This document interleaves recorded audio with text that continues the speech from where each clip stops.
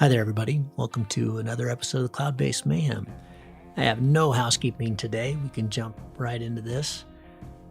My guest today is Serena Ronchi. You probably all heard her name recently. She won XContest this year, which was a phenomenal feat considering she started flying in 2018. And she did it by flying over 10,000 kilometers this last year. She quit her job and went on an 8-month sabbatical and spent 3 months, I think, down in the Sertão in Brazil. And she was flying down there on an ENB wing and got under the wings of Dominique Roner, who we've had on the show, another very accomplished Swiss pilot. And she really started putting it together down there and getting some big flights that took her to the top of XContest. And so we talk about her progression and how she got into the sport and all the things she was chasing. And then it all came to a pretty abrupt and scary halt, or a pause, I guess it would be. About 6 months ago, I got hit by she thinks a pretty powerful dust devil coming into land, and she's had to kind of go through 6 months of really brutal rehab, and that is still ongoing, and basically learn how to walk again. So we, of course, talk about that and her accident and recovery and flying with Kriegel recently and getting back into it slowly but surely. So I really enjoyed this talk. Serena is a consummately optimistic person and has the hugest smile, and I think you'll find this chat hard but inspiring and very real. So enjoy this talk with Swiss pilot Serena Ronchi.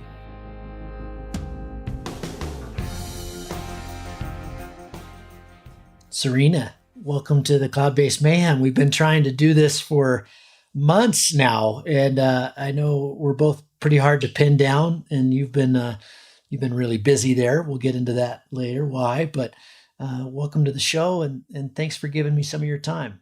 Thank you a lot. I'm so happy to be here, and yeah. It's actually really good timing to talk to you, because the magazine, the XC Mag, just put out the latest issue with Russ Ogden on the cover, his amazing win down at the Worlds, and there was a really nice article about you in there. I didn't realize you flew over 10,000 kilometers last year, because you spent a lot of time in Brazil down in the Sertão. So let's start there. That's a lot of distance in a single year. Yes, so it was in July. I quit my job to have 8 months free to fly, and it wasn't planned to go to Brazil. It was first planned to go to Turkey, to Oludeniz, to start acro flying. And then I learned that Dominique Roner, a Swiss top pilot, was going in Brazil. And I wrote him and I asked him if I can go with him. And yeah, then he said yes. And I flew there. And yeah, first I was really scared to be in Brazil, to fly with a lot of wind. And then it was so magical. I really love to fly on the flat. And I spent 3 months there. And then I went to Mexico for 2 weeks, and then I came back to fly in Switzerland, where I live, in the spring. And yeah, 8 months to fly almost every day. That's amazing. Yeah. The Sertão, so I have done the Sertão once. It's actually where I met Dominique years before you're talking about, but he and I spent some time. I was flying from Tacima mostly, and then I had a nice flight to basically put me down near Quixada, and so I flew the rest of the trip out of Quixada and met Dominique there. And but that's a long time to be in the Sertão. Were you mostly towing, and how did you handle the desert for all that period of time? Because you're right, it's pretty windy. It can be pretty stressful.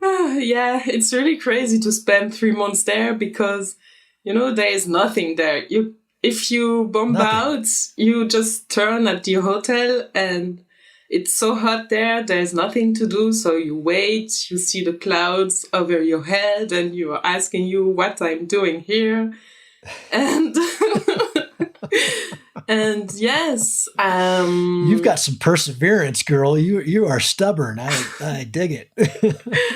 And yes, I spent 2 months towing. It was first in Kaiko, and then it was in Asu. And it's 2 places where you can tow, where the Swiss League is going to Kaiko to try to do some world records. And Asu, it's another place where you can fly very long distances, but it's a bit difficult if the wind comes a bit more south because there is an airspace. So it's better to go to Kaiko. And 2 months towing, and then I went to Kishada. It's a small hill where you foot launch, and it's pretty windy and turbulent because, there is an effect of venturi, and with the thermals, you can have wind to, I don't know, I had between 55 and 60 kilometers per hour, and it can be really dangerous to start there. Yeah, I got a sense for that in Tsushima. In 2016, I was there, and oh my gosh, I mean, every night I would just lay in bed and prepare myself for the inevitable windy launch at 5:00 in the morning the next day. It was just, oh man, it was madness. Some of the days were really crazy where you're just, oh, come on, give me a little bit of a break here. Give me a little bit of a break. And then you pull it up and you just skyrocket. Yeah, really. It's pretty wild.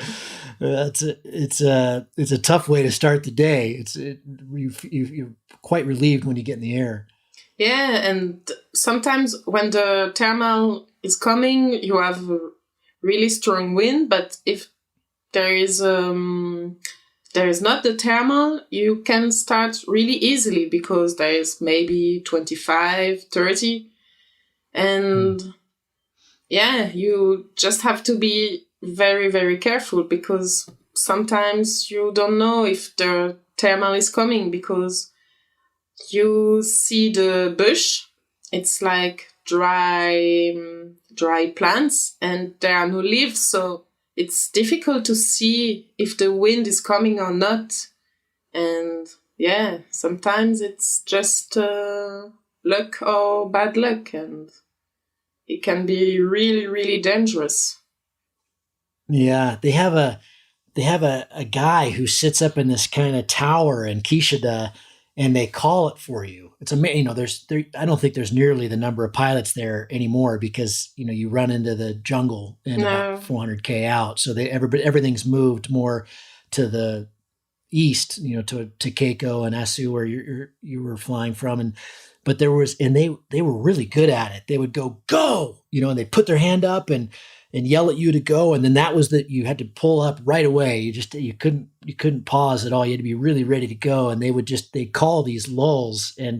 But like you said, we didn't have that in Tsushima, and it was pretty spooky. Had you done much towing before you went to Brazil?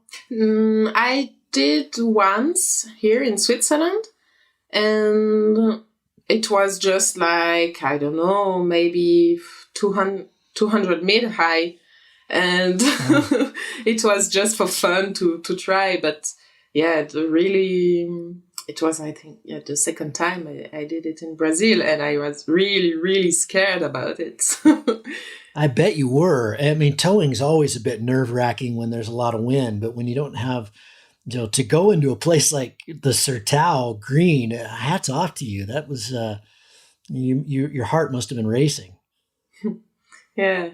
But you do it maybe 10, 15 times, and then you find it really, really cool. It's funny, and it's a lot more safer than to foot launch with a lot of wind in Kishada. So first you try and you're really scared and you're asking you, what are you doing here? And then you, with the time, you have more time to see what's around you, and you can start to fly during the tow. So you can start to see the clouds and to analyze the sky and see if you see birds and the other gliders. So then you can really start to fly and not just focus on your wing. Mm. You're living in Lausanne, you're Swiss. How did you get into flying, and when did you get into flying? I understand it was pretty recent, correct? Yeah, it's my 4th year now. I started in 2018 because I've done a lot of Via Ferrata, and one day I saw 2 guys flying down the mountain after Via Ferrata, that's a climbing way. And I thought, wow, that's just amazing to go down the mountain like this. I really wanted to do the same because I like to climb, but I didn't like to go down by foot. So I called a paragliding school, and yeah, I started in 2018, and I had my license in November. And then I started to fly in the winter, and in the spring I joined the Swiss League. And yeah, that was a nice group of pilots where they're doing some trainings, and we flew together. We had some good briefing and debriefings, and yeah, that helped me a lot to start to fly better. The Swiss League is race to goal, correct? Is it all oriented around racing, or is the Swiss League also more a club where you just get together and support each other for flying? That's the Swiss club, club where all the pilots are there to do some competition and some training together. And we have the XC League where some trainings are made to do some long flights. Then we have the Hike and Fly League that's pretty new. That's the league to do hike and fly trainings. And then we have the competition league. That's where you can do some task and the competition, how you do in the PVC.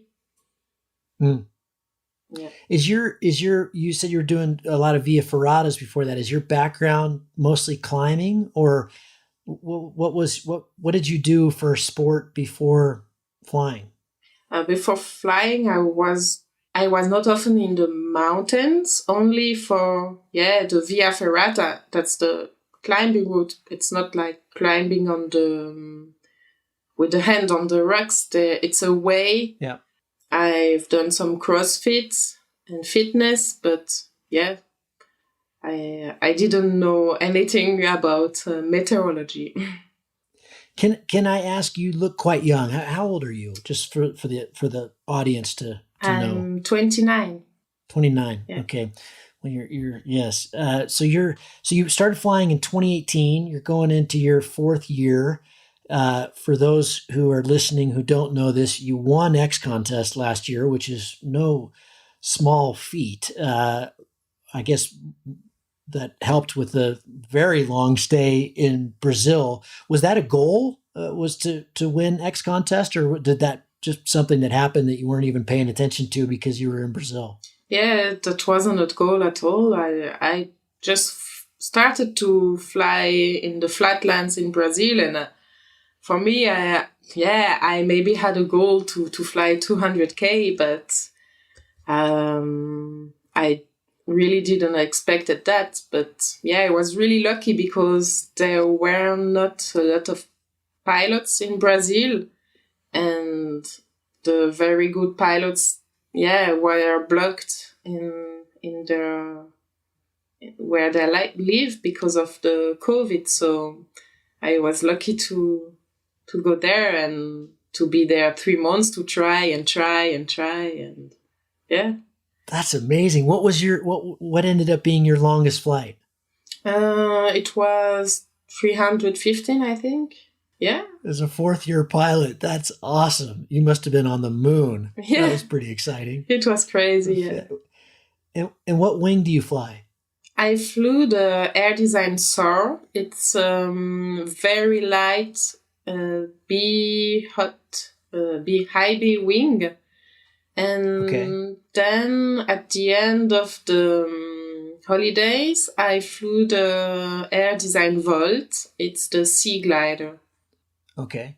And you mentioned you had planned on going to Uludeniz, to Turkey, to do some acro training. That didn't end up working out because of COVID, I assume. But have you done some SIV and acro training in this 4 years?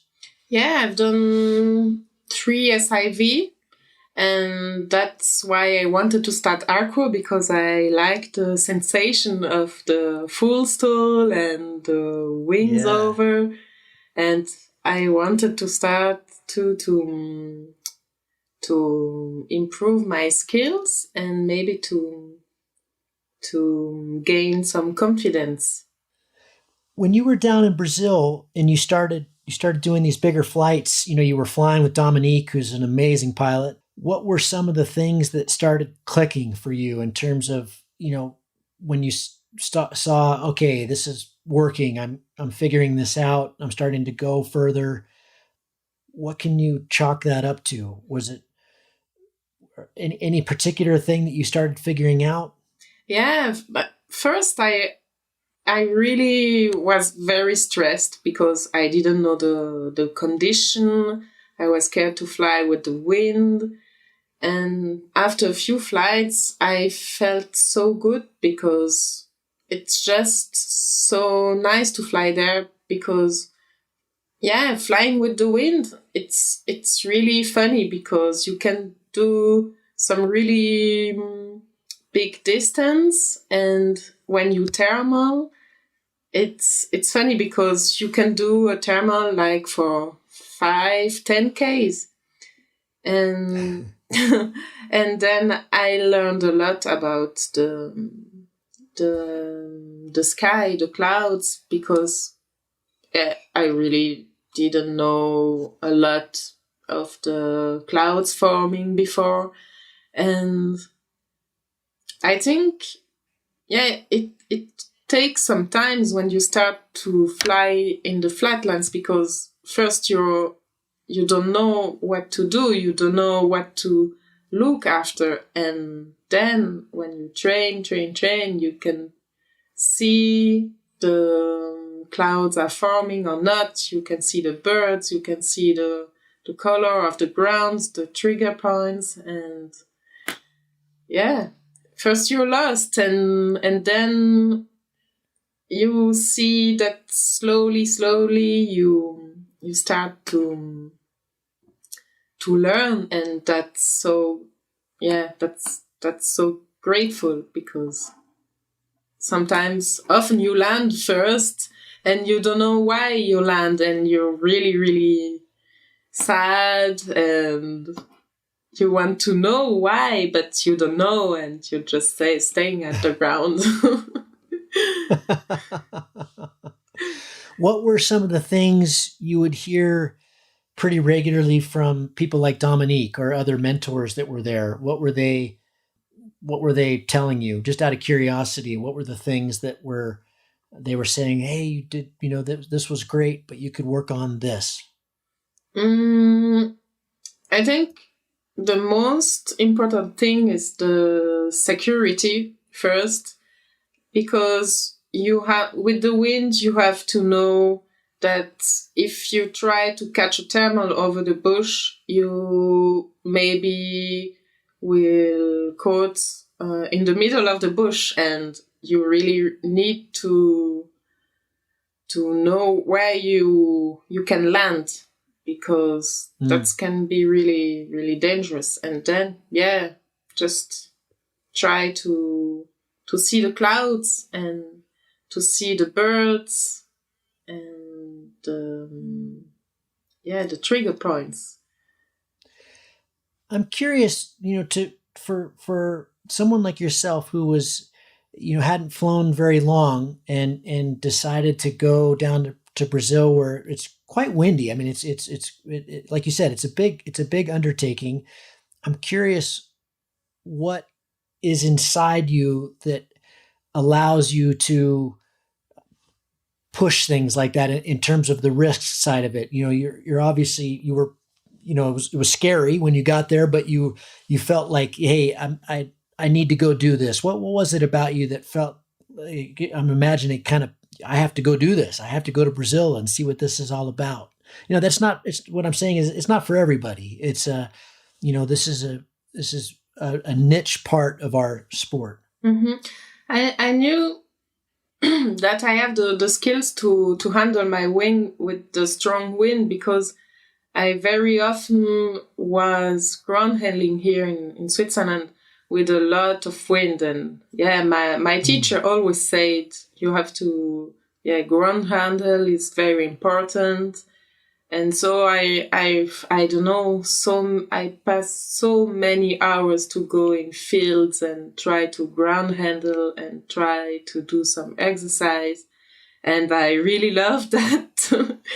I really love to handle the wing in strong wind. And I was scared about the wind during the flight, but on the ground it was okay. But in the flights when you are high, it's just so funny because you go so fast. It is nice when you're away from the train, isn't it? You're just cruising along.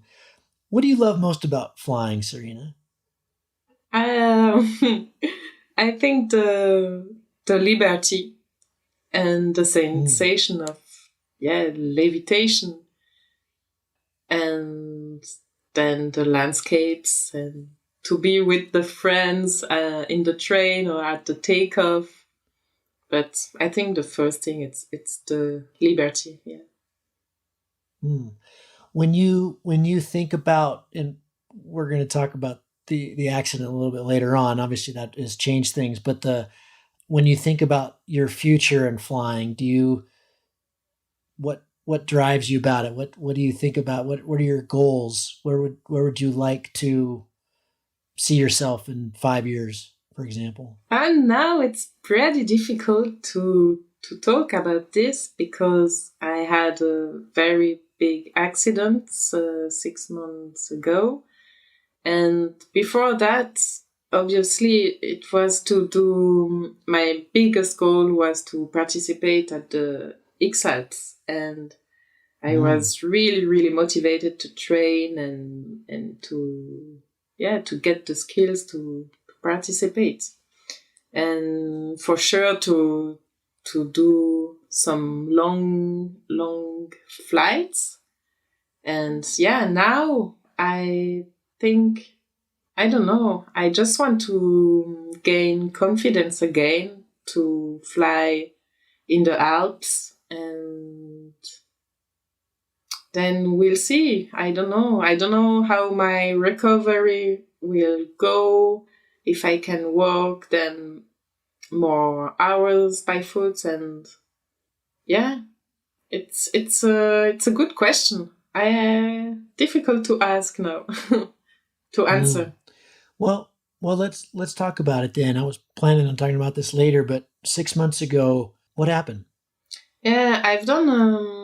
I wanted to do my first bivouac tour, and it wasn't planned. But a friend wrote me and said, "Hey, maybe tomorrow we can go to do some bivouac trip." And we moved to Ticino, Ticino, and we started to do a little tour. We don't have planned because we just wanted to follow the meteor, and we never flew together, and that was difficult because, after the first day we land at different places, and we just lose ourselves. So I continue on my own, and it was 5 days, a trip of 5 days, and the last day we had always good weather. It was really, really hot, low wind, and the last day I flew 2.5 hours, and I wanted to land in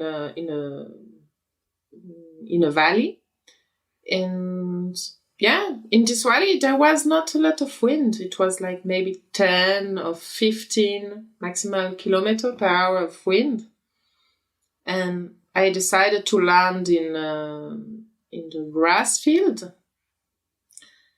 And just before landing, I felt some sinking air, but really, really strong, like 4 or 5 meters per second.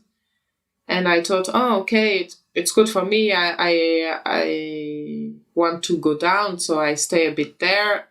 I made 236 to go lower, and then I saw my field, and I saw the trees moving very, very fast, and I thought, oh, no, but that's not the valley wind, that's a big thermal. And I thought, okay, I hold my wing and I go land.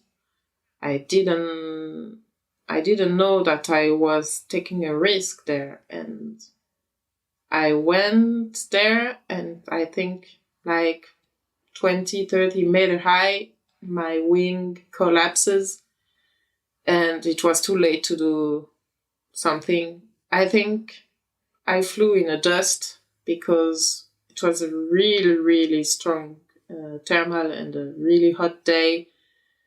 And then my wing collapses, and I felt on my 2 legs, and I saw that my legs was broken, and I had a lot of back ache.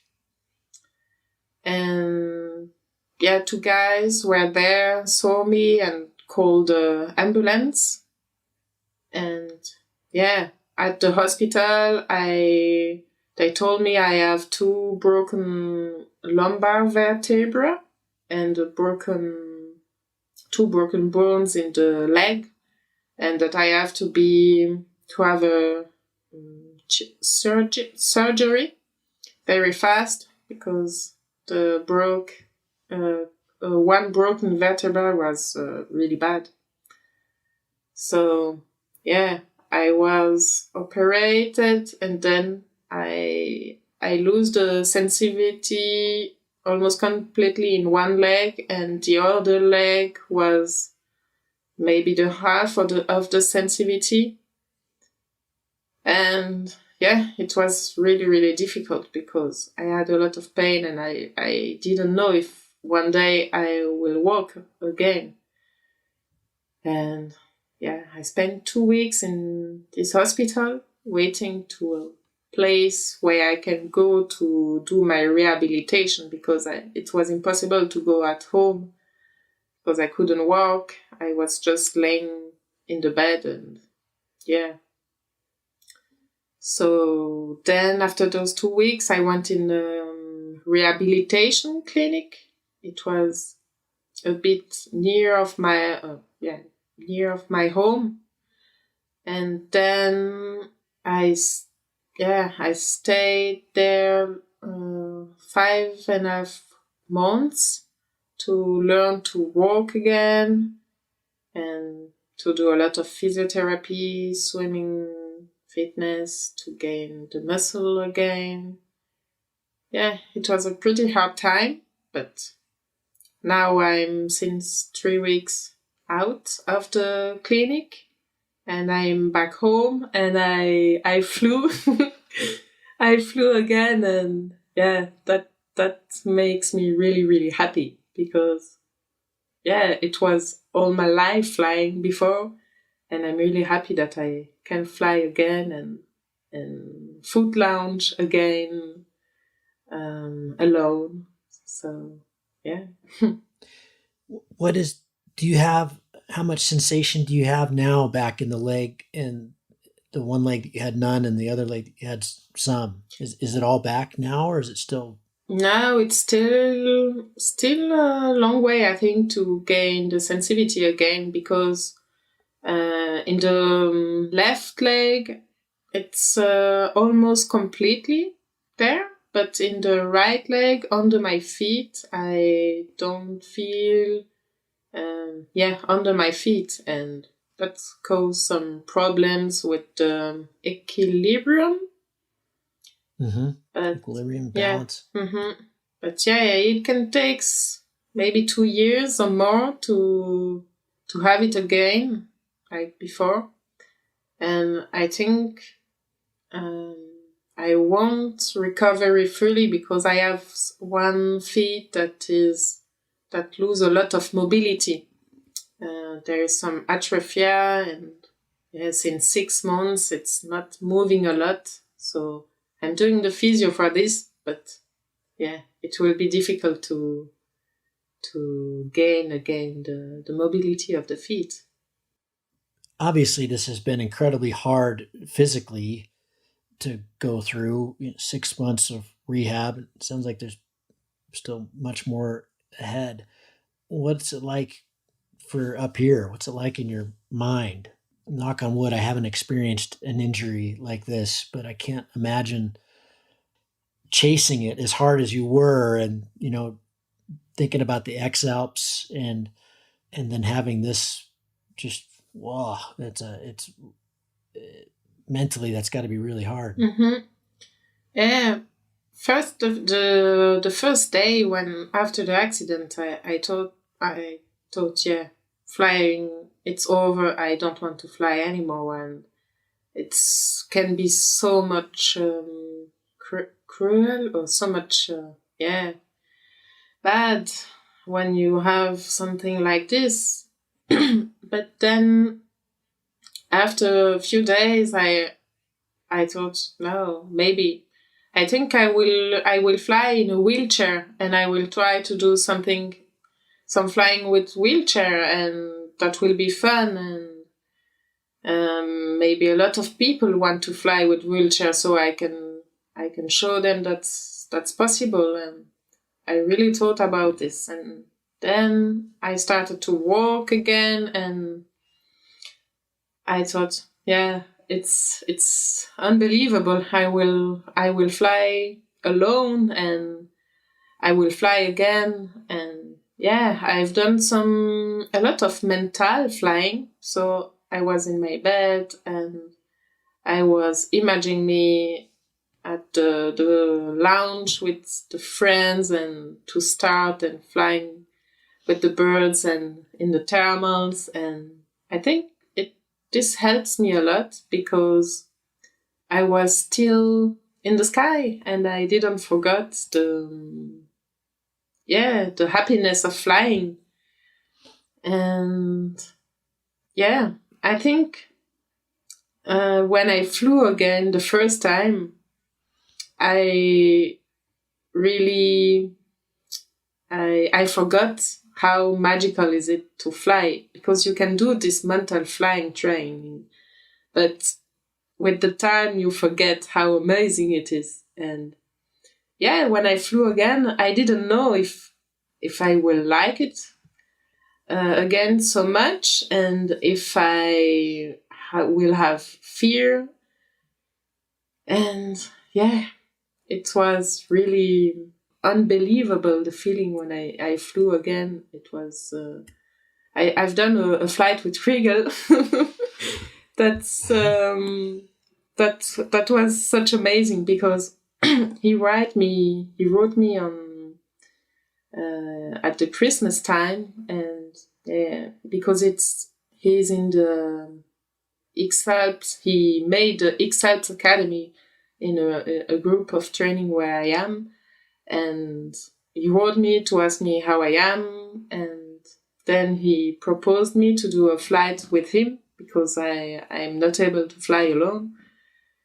And when I read that, I was just so happy because flying with Trigal on a tandem and special. Really, really special, yeah. And I flew the first time with him just 4 days after quitting the clinic. And yes, when we flew together, it was so magical. The feeling of, this liberty, this levitation, it was just so amazing. And wow, I think I was singing the whole day and shouting of joy. And wow, it was unbelievable. And then I knew that I want to fly. I landed, I jumped in the arm of Kriegel and I said, thank you so much. Now I'm ready to fly again, and I just want to go up again and fly. So then it took 10 days, and I flew. I've done my first flight solo flight, and I couldn't run very fast, but there were just perfect wind conditions, so I put the wing over my head and I walked 3 steps and I was in the air. And just first I was a bit scared when I went in the thermals, but then I went on the flats. It was a day where the flatland was going pretty good. And when I went in the thermal, it was just magic.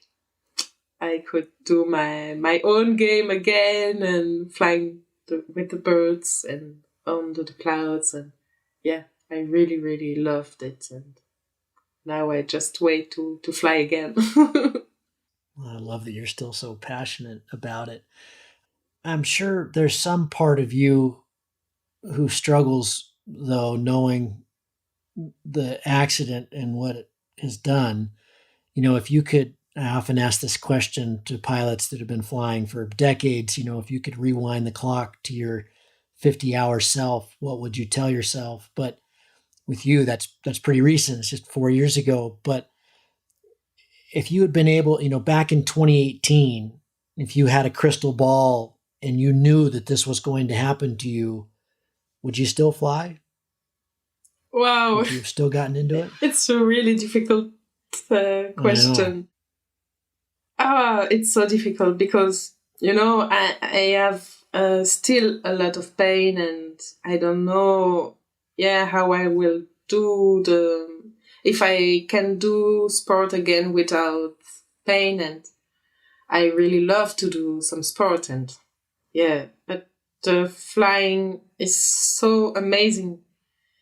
But I think I will say yes, because I think the accident, then it helped me to see the life differently, and to see how the family and the friends are important. And sometimes you forget it. And I have, I think it was a really bad experience, this accident, but I grew up a lot with this. Yeah, that sounds like a hard takeaway, but a good takeaway. Hard lesson, but a good lesson. Yeah, we have to appreciate what we have, don't we?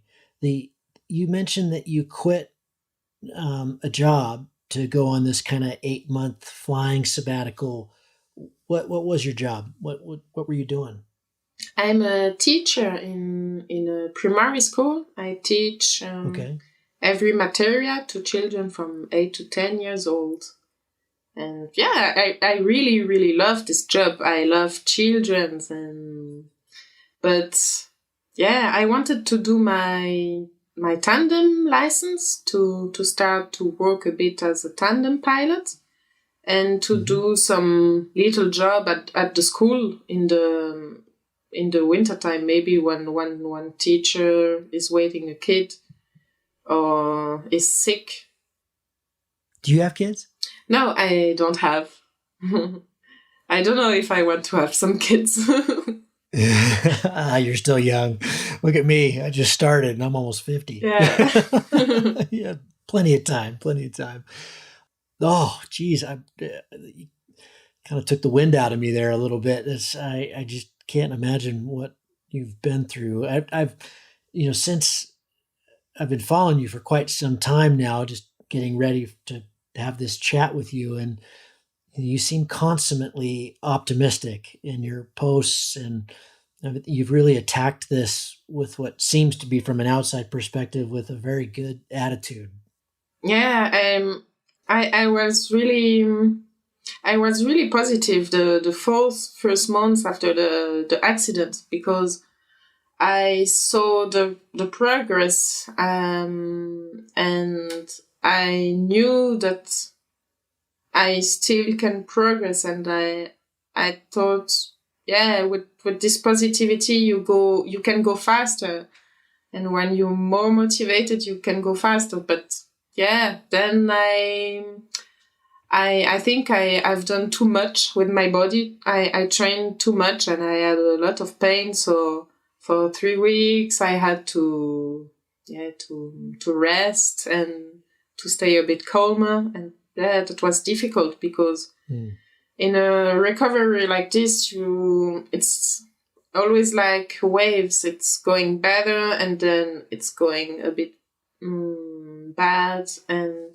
it's difficult mentally. But because when you see the progress, it's easy. You're going forward.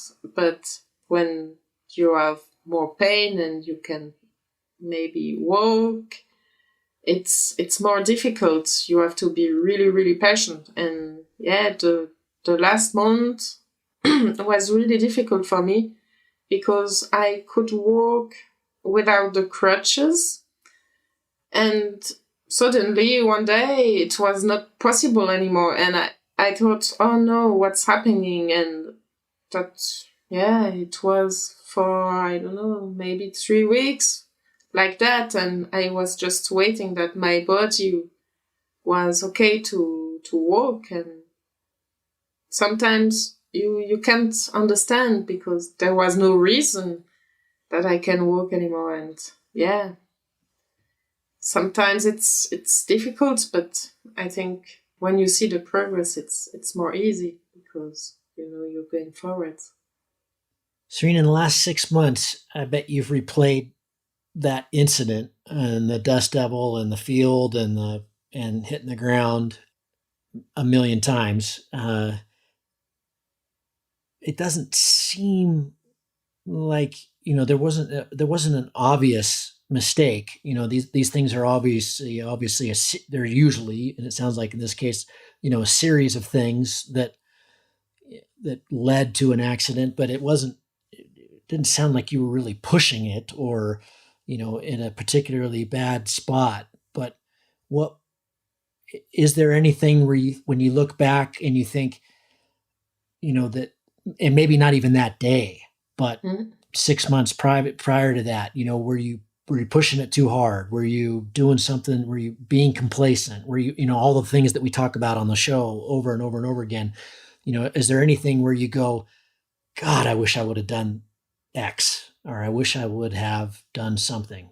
Yeah, differently. I wasn't pushing hard at all. I just wanted to go land slowly and in a safe way. I really didn't know that it was dangerous to land there. But yeah, after reflection, I think I could do something else and land in another place, because this sinking air that I flew before land, maybe 4 or 5 meters per second, I should have an alarm in my head. and say to me, oh, now if there is this sinking hair here, next to this place, there will be a very big thermal. And yeah, I should have landed maybe far from this area. So yeah, now I will really, really be a lot more careful to things like this.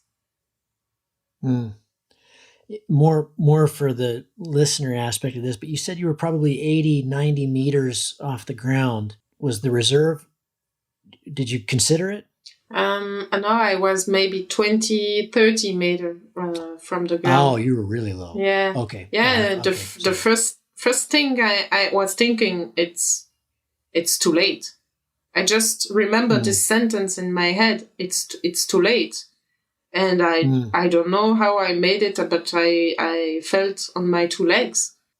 You said 2 years, most likely. What will there be more surgeries, or if the rehab is the rehab? Are the doctors basically saying now it's just rehab? It's just a matter of training.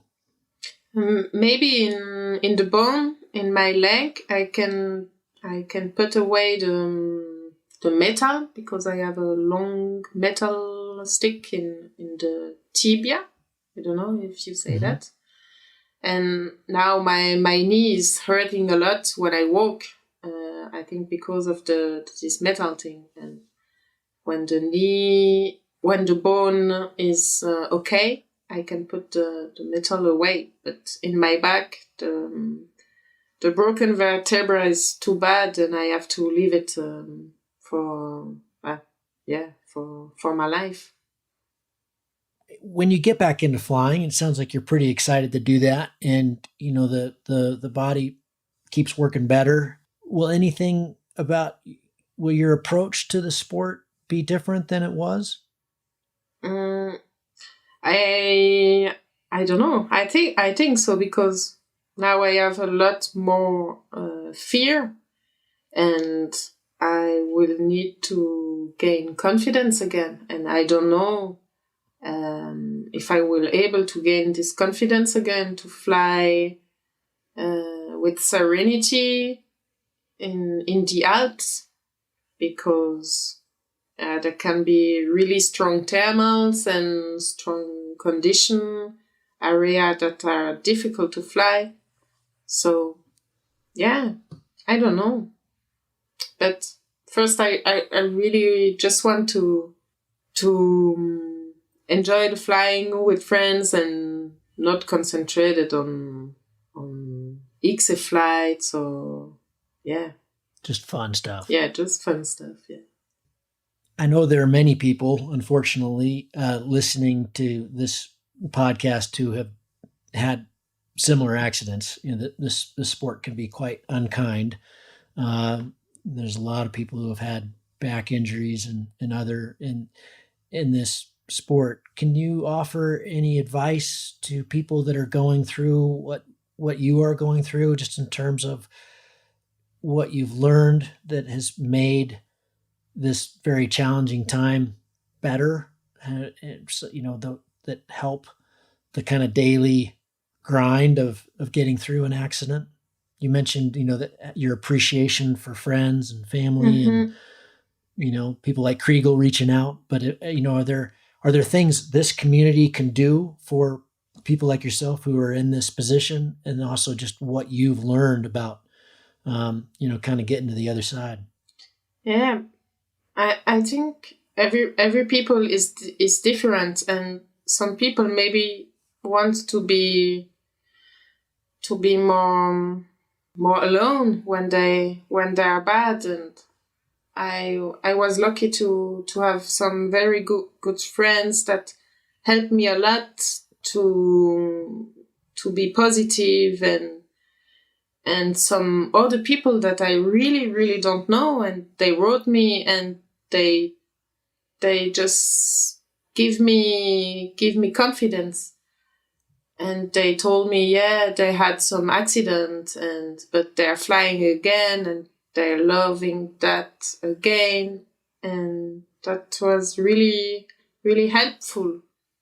And then, the family is really, really important, because you live with them. And I wasn't near from my father, but my father was there every day, and he phoned with me a lot, and I was really surprised of that, because I didn't have a lot of contact with my father, and that was a beautiful thing in the accident.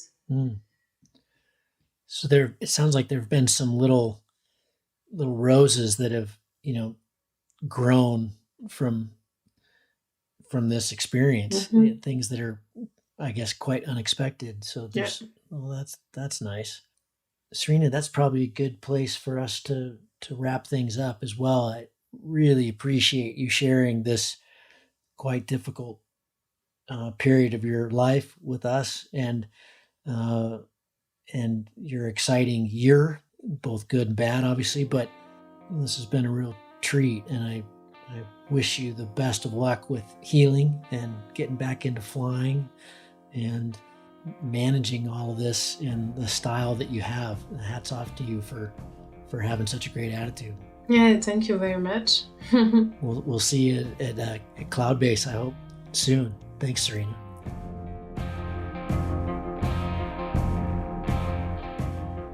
If you find the Cloud-Based Mayhem valuable, you can support it in a lot of different ways.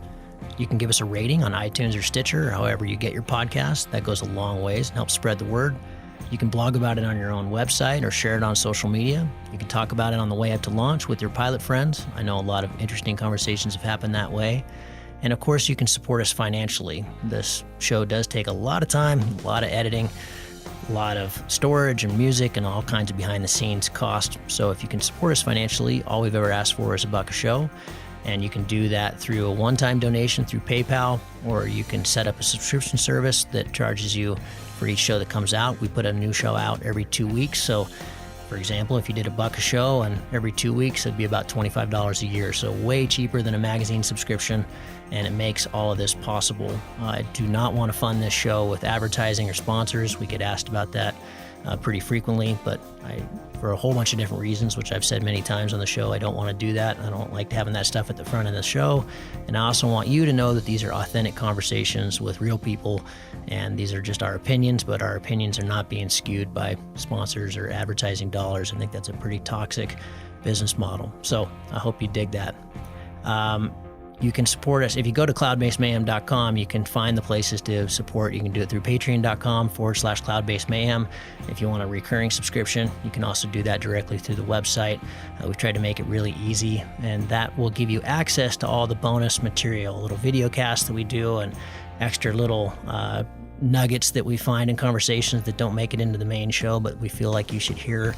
We don't put any of that behind a paywall. If you can't afford to support us, then just let me know and I'll set you up with an account. Of course, that'll be lifetime, and hopefully you're being in a position someday to be able to support us. But you'll find all that on the website. All of you who have supported us or even joined our newsletter or bought Cloud-Based Mayhem merchandise, t-shirts or hats or anything, you should be all set up. You should have an account, and you should be able to access all that bonus material now. Thank you so much for listening. I really appreciate your support, and we'll see you on the next show. Thank you.